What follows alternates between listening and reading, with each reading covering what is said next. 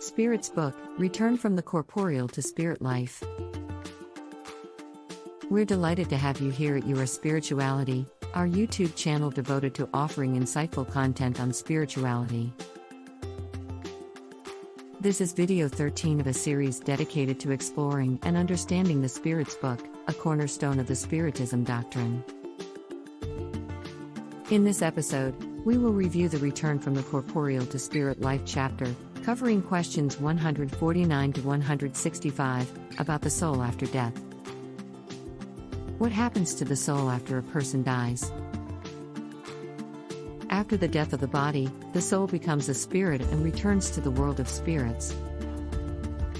The soul keeps its individuality and consciousness even though it no longer has a physical body. The soul takes nothing physical with it but only the memory of its life and the desire to go to a better world.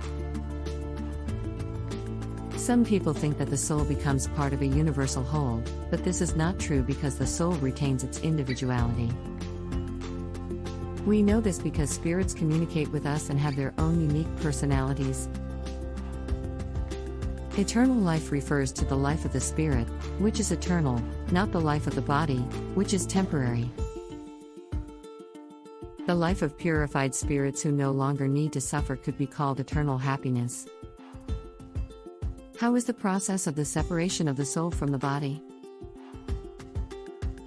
According to the Spirit's book, the separation of the soul from the body is not a painful process. And the sensations experienced at the moment of death are often a source of enjoyment for the spirit who recognizes them as an end to their exile. The soul disengages itself gradually from the body, and death is the destruction of the body only, not of the semi-material envelope or perispirit.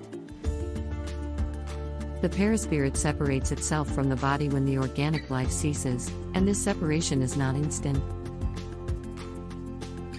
The delay in the separation of the perispirit from the body is due to the affinity between the body and the spirit,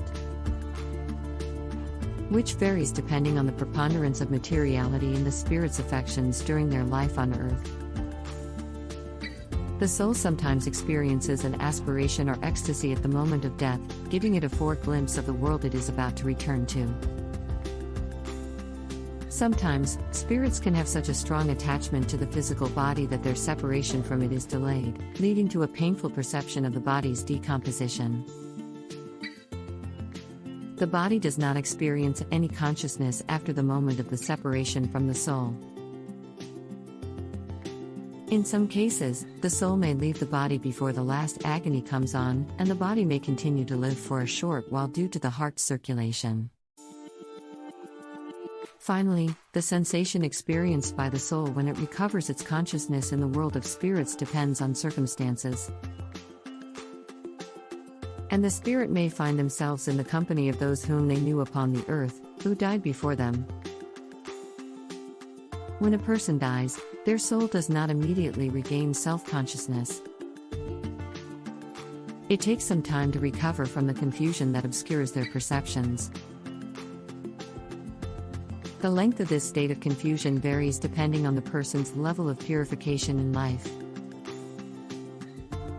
The duration of the state of confusion that follows death varies greatly in different cases. It may be only a few hours, and it may be several months, or even years. This sort of illusion lasts until the entire separation of the perispirit from the earthly body. Those who have lived an upright life and have identified themselves closely with their future state experience the shortest state of confusion. The knowledge of the Spiritism doctrine can help reduce the duration of this state, as it enables the spirit to understand beforehand the new situation in which it is about to find itself. In cases of sudden or violent death, the spirit is surprised and may not believe they are dead. This illusion is strengthened by the fact that they still have a body similar to the one they have just left, as the perispirit maintains the shape and form of the body. In cases where death is expected, some spirits may attend their own funeral as though it is someone else's until they finally comprehend their true state. The state of confusion is not painful for those who lived an upright life, but it is full of anxiety and anguish for those whose conscience is not clean.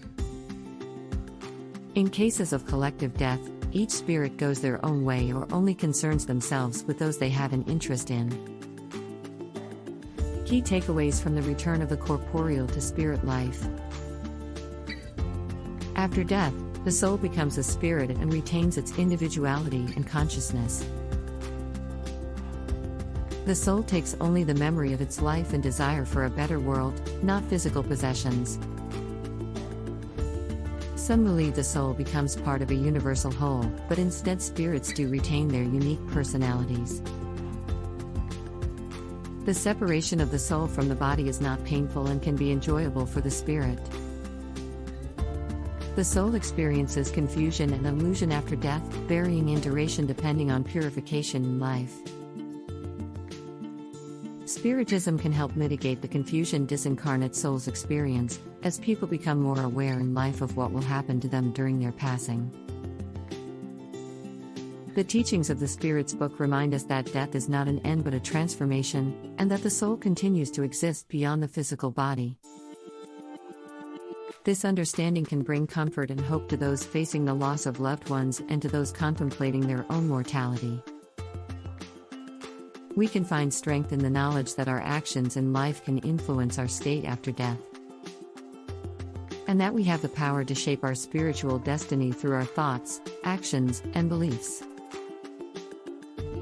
May this knowledge inspire us to live each day with purpose and to strive towards greater love, compassion, and spiritual growth. Knowing that our souls will continue to evolve long after our earthly journey has ended. This concludes our overview of the Return from the Corporeal to Spirit Life chapter. Thank you for joining us. We hope this overview sparked your interest and encouraged you to explore more about Spiritism. Don't forget to subscribe and hit the notification bell for updates on our future videos where we will review the plurality of existences. See you again soon.